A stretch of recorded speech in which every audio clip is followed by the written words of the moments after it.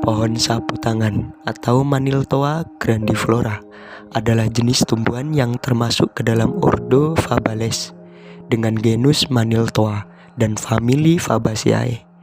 Tumbuhan ini memiliki nama sinonim Maniltoa brauneodes. Tumbuhan ini berupa pohon dengan tinggi 5 hingga 15 meter dengan batang tegak, bulat, bercabangan simpodial dan berwarna coklat. Daun berupa daun majemuk dengan pertulangan daun menyirip serta berbentuk lonjong dengan tepi rata, ujung dan pangkal daun runcing. Panjang daun 7-14 cm dengan lebar daun 3-8 cm dengan panjang tangkai antara 1 hingga 1,5 cm serta berwarna daun hijau. Memiliki bunga majemuk berbentuk malai dan terletak di ketiak daun dan ujung cabang pohon. Bentuk tangkai bunga bulat, panjangnya sekitar 1-2 cm dan berwarna hijau. Kelopak bunga berbentuk cawan, seludang bunga lonjong, mahkota bunga lepas dan berwarna kuning. Buah tanaman ini termasuk ke dalam tipe buah polong. Bijinya berbentuk ginjal, berwarna hitam, dan berukuran kecil. Jenis akarnya termasuk akar tunggang dan berwarna putih kecoklatan. Tumbuhan ini memiliki manfaat untuk obat gangguan pencernaan.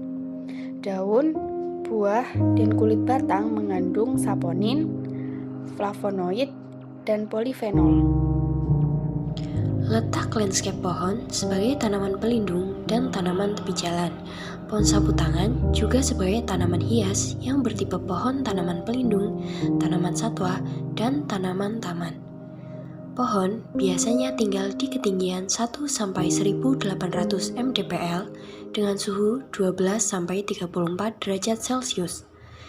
Biasanya hidup di tanah bertipe potsolik, andosol, grumusol, dan tanah subur lainnya, dengan curah hujan rata-rata 1.600 hingga 3.000 mm per tahun. Pohon sapu tangan memiliki banyak manfaat, beberapa di antaranya seperti sapu tangan yang tinggi dan berdaun lebat ini bisa dijadikan tanaman peneduh sekaligus sebagai pohon perhiasan karena kecantikan pucuknya. Kemudian, penelitian ilmiah menunjukkan bahwa pohon sapu tangan mampu menyerap polutan yang berasal dari udara, air, dan tanah. Tanaman ini dapat menyerap sekitar 70% kadar karbon monoksida yang bersifat racun. Buah ini mengandung vitamin C yang tinggi dan merupakan antioksidan alami. Hama dan penyakit. Hama merupakan salah satu jenis organisme pengganggu tanaman yang keberadaannya sangat tidak diinginkan karena besarnya kerugian yang ditimbulkan akibat aktivitas hidup dari organisme ini pada pertanaman. Apabila dilihat dari arti luas, hama adalah semua bentuk gangguan baik kepada manusia, tanaman, maupun ternak. Namun, dari arti sempit hama adalah semua hewan yang merusak tanaman yang dapat menimbulkan kerugian.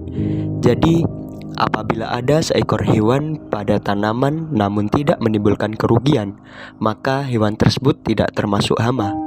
Hama yang merusak tanaman dapat dilihat secara jelas dari bekasnya atau berupa gerekan atau gigitan. Penyakit tanaman. Penyakit tanaman adalah kondisi di mana sel dan jaringan tanaman tidak berfungsi secara normal yang ditimbulkan karena gangguan secara terus-menerus oleh agen atau patogen berupa faktor lingkungan dan akan menghasilkan perkembangan gejala. Penyakit tanaman juga merupakan sebuah kondisi di mana tanaman terganggu namun bukan berasal dari gangguan hama, melainkan karena jamur, virus, maupun bakteri yang pada akhirnya juga dapat merugikan manusia. Tanaman yang terkena penyakit dapat terlihat jelas karena mengalami kerusakan pada sel atau bahkan matinya sel dalam tanaman. Pada kesempatan kali ini, kami akan mengamati pohon sapu tangan yang ada di sekitar Universitas Gadjah Mada. Pohon ini ada di tepi jalan masuk Universitas Gadjah Mada. Pohon sapu tangan yang kami amati mengalami kerusakan pohon antara lain kanker batang, Kanker batang ini merupakan rusaknya atau terdapatnya lubang pada pohon yang dapat menyebabkan terjadinya gumosis. Gumosis yaitu keluarnya berupa cairan jernih atau coklat pada bagian batang yang rusak atau terluka tersebut. Gejala yang ditimbulkan pada pohon yang terjangkit penyakit ini adalah menggelembungnya bagian batang atau cabang, kemudian membesar dan membusuk sehingga menyebabkan kerusakan pada bagian batang. Penyakit ini disebabkan oleh jamur Phytophthora sp. Dengan agen penyebaran dapat berupa angin, hujan, aliran tanah, dan tanaman lain yang terserang. Pencegahan dari kanker batang itu sendiri yaitu dengan pengendalian jarak tanam, ada pula monitoring secara berkala. Untuk pengendaliannya dapat dilakukan dengan penyemprotan fungisida dan eradikasi. Pada pohon sapu tangan ini terdapat pula kerusakan yang ditimbulkan oleh gulma. Pertama, yaitu disebabkan oleh Pyrosia longifolia yang merupakan tumbuhan paku epifit dengan rimpang atau batang horizontal yang tebal, menjalar panjang, dan bersisik. Tumbuhan epifit adalah tumbuhan yang menumpang pada pohon lain tetapi bukan parasit karena tidak mengambil unsur hara maupun air dari tumbuhan yang ditumpanginya. Sisik yang menonjol pada Pyrosia longifolia berwarna coklat tua dan memberikan batang penampilan seperti ular. Pada permukaan bawah lamina daun terdapat lapisan tipis berwarna abu-abu yang saling bertautan, sehingga mampu meningkatkan kemampuannya untuk mempertahankan kelembapan. Habitatnya ditemukan di pohon-pohon di tempat terbuka atau di dekat tajuk pohon hutan.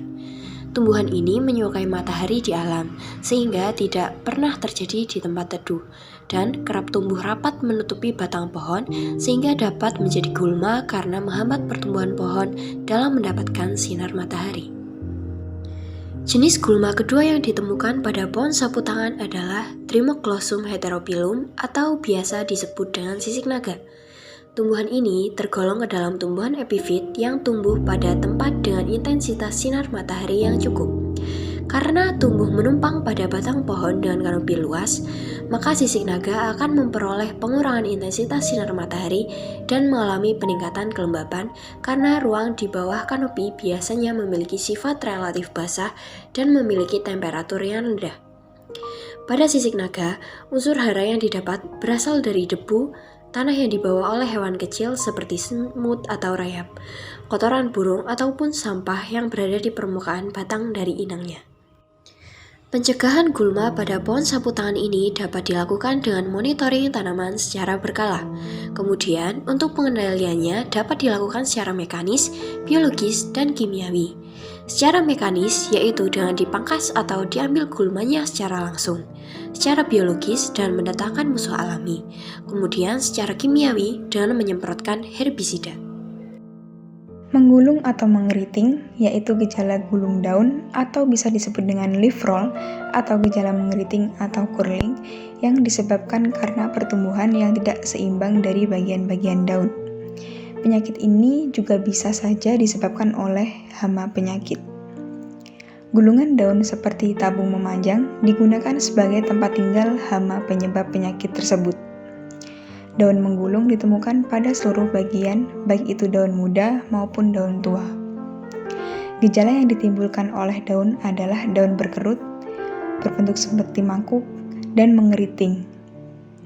Penyakit daun menggulung ini dapat dikendalikan dengan cara penyemprotan herbisida.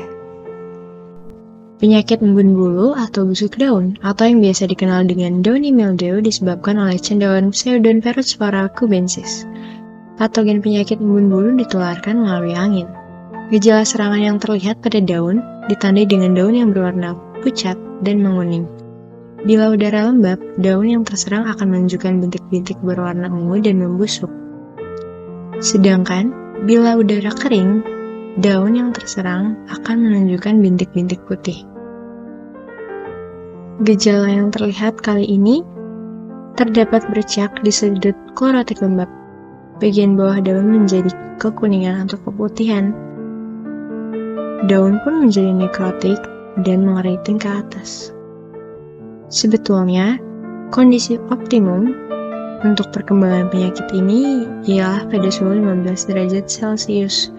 dengan kelembaban tinggi terjadi selama 6-12 jam. Tersedia perlakuan hayati komersial untuk mengatasi embun bulu. Dalam kasus ringan, biasanya lebih baik untuk tidak melakukan apapun dan menunggu hingga cuaca membaik. Dalam beberapa kasus, fungisida prainfeksi organik dapat membantu menghindari kontaminasi pada tanaman. Pada daun sapu tangan ditemukan penyakit gosong. Penyakit gosong ini disebabkan oleh cendawan kelas Ustilaginomycetes. Penyakit ini ditandai dengan adanya kumpulan massa spora berwarna hitam atau biasa disebut dengan sori. Sori ini dapat ditemukan pada permukaan daun, namun juga dapat ditemukan di permukaan akar, batang, bunga, serbuk sari, bahkan sampai ke ovari. Cendawan penyebab penyakit gosong adalah patogen penting pada tanaman pangan dan tanaman hias. Pohon sapu tangan ini termasuk ke dalam tanaman hias. Sekarang sudah diketahui sekitar 2000 spesies cendawan penyebab penyakit gosong yang termasuk ke dalam 90 genera. Ciri-ciri yang mudah diamati saat daun terkena penyakit gosong adalah adanya massa spora berwarna hitam atau teliospora. Spora di cendawan gosong tidak memiliki tangkai, dan spora ini disebarkan oleh angin. Nah, pada pengendalian penyakit gosong ini dilakukan apabila intensitas serangan telah mencapai varietas unggul. Nah, pengendalian penyakit gosong dapat dengan cara menanam varietas tanah. Cara pengendalian ini cukup murah dan ramah lingkungan. Selain itu, selain menanam varietas tanah, juga dapat dilakukan rotasi tanaman dan perlakuan benih. Selain itu, juga dapat dilakukan sanitasi atau memberikan daun gosong dengan musuh alami. Selain itu, juga memberikan fungisida baik dari jenis nabati maupun jenis kimiawi.